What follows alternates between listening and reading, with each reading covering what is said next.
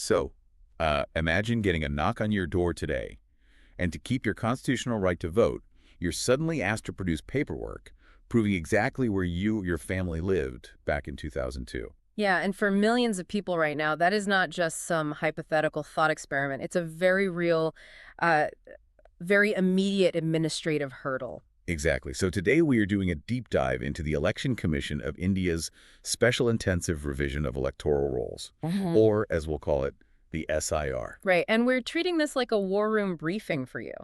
Because following its success in Bihar, this massive exercise is rolling out across 12 states and UTs right now from November 3rd to December 5th. Which means we need to get into the strategy. Our mission for you today is to extract the hidden policy mechanics behind this bureaucratic giant Yeah. using domestic affairs preparation materials. Because, I mean, this isn't just routine administrative housekeeping. This is a critical intersection of democratic legitimacy, national security, and governance.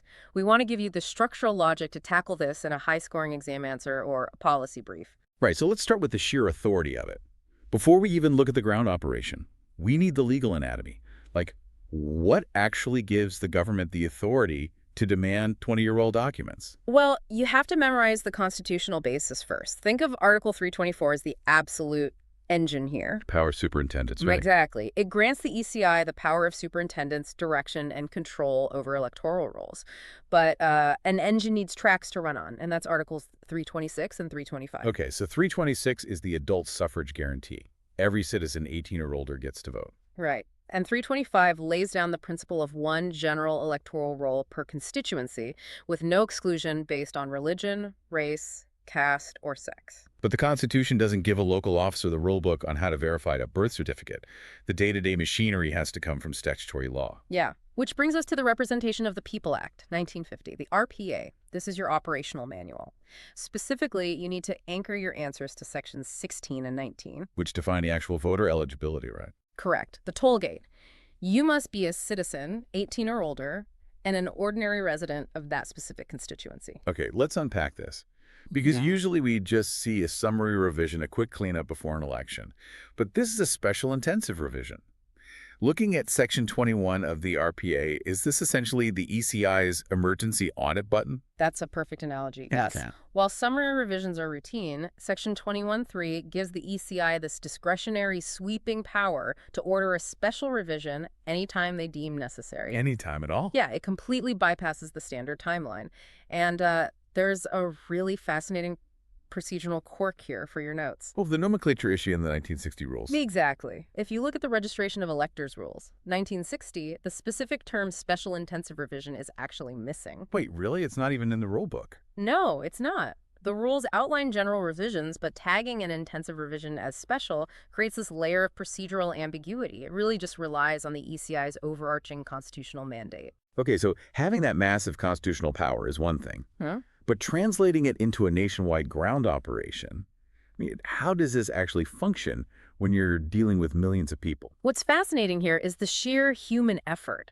It operates through a massive time-bound house-to-house drive conducted by booth-level officers, BLOs. Who are usually just local teachers or lower-level bureaucrats? Yeah, drafted into service to physically visit every household.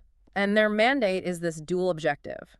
On one side, accuracy, eliminating duplicates and ghost voters, like deceased individuals, to reinforce the one person, one vote principle. Because if the total number of voters is artificially inflated, the whole democratic denominator collapses. Right. And on the flip side of that pendulum is inclusion. They have to capture the massive 18-plus demographic internal migrants who moved from rural to urban areas, disabled voters. Basically making sure the role reflects demographic reality. But let's be real, the government isn't just fixing spelling mistakes here. There's a massive defense and strategic angle to this. Oh, absolutely. And this is where it hits national security. For any voter entry added after the last intensive revision, there is strict document verification. Which is the government's way of filtering out illegal immigrants, right? They're using the voter list as a border integrity tool. Exactly. They are connecting the mundane task of a roll revision directly to border implications. And in India, a voter ID is a skeleton key to welfare and state recognition, so the stakes are incredibly high. Which naturally brings us to the friction of policy implementation. Because when you cast a security net this wide, who gets caught in the crossfire? Here's where it gets really interesting. Yeah, the critical evaluation layer. You have to balance the government's security intent with the realistic limitations. Right, because voters must trace their registration back to the 2002 to 2005 intensive revision. That is the core tension here. It is. Demanding legacy documents creates a massive barrier. Critics actually argue it acts as a de facto citizenship test. I mean, if I moved from a village in UP to Mumbai in 2010, how am I supposed to prove my parents were on a specific piece of paper in 2003? The poor, marginalized groups, internal migrants, they're the ones who get excluded. Precisely. And add operational errors to that. You have thousands of BLOs on the ground.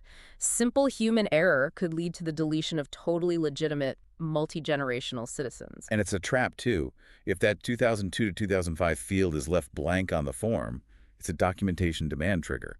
The burden violently shifts onto the voter. But wait, can I just show my Aadhaar card? No, and this is a crucial safeguard to understand. Aadhaar alone isn't enough. Wait, why not? It has my biometrics. Because Aadhaar only proves identity. It proves you are who you say you are, but it does not definitively prove age or, most importantly, citizenship. Ah, got it. So if my legacy roll trace fails, what do I do? You have to produce one of 13 accepted documents: passports, certain land records, specific educational certificates. But it places a huge burden on the individual. Okay, so we have the legal anatomy, the security rationale, and the exclusion risk. So, what does this all mean for you when you are staring at a blank answer sheet?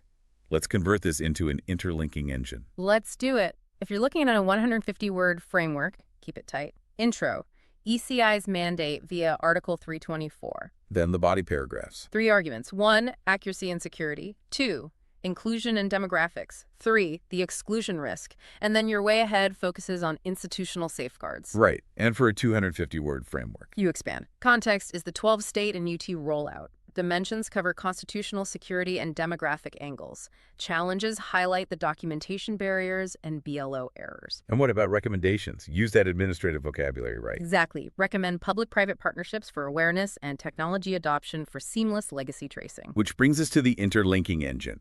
Do not treat this as an isolated topic. Don't just write, the ECI is cleaning up voter lists. Right. You say, the SIR represents a crucial governance reform that balances national security imperatives with inclusive democratic participation, adapting to demographic shifts like rural to urban migration. Boom. That links it to ease of governance and institutional legitimacy. Now, you also need the administrative details for the appeals process to show you really know your stuff. Right, the hard dates. Draft rules published on December 9, 2025. Claims and objections run until January 8, 2026. And if someone gets deleted, they have 15 days from final publication to appeal, right, to the district magistrate. Yes, the DM. And if that fails, they appeal to the chief electoral officer, the CEO. It's a 2-tier system you must mention. Okay, to close this out, let's do a rapid-fire 30-second last-minute revision summary. Give us the final capsule. All right, 5 must-remember facts. 1. Articles 324, 325, 326. 2. RPA 1950, Section 21(3). 3. Tracing legacy to 2002-2005 rolls. 4. Aadhaar is insufficient alone for citizenship or age. 5. 2-tier appeal system, DM then CEO. And a private exam question. Critically evaluate the Election Commission's Special Intensive Revision Framework. How does it balance the mandate for electoral integrity with the risk of systemic exclusion? Love that. And your 5 analytical keywords. Ghost voters. De facto citizenship test. Demographic adjustments. Documentation barrier. Institutional strengthening. Perfect. So we've broken down the war room strategy for this topic. Yeah. But I want to leave you with a final provocative thought to mull over. Let's hear it.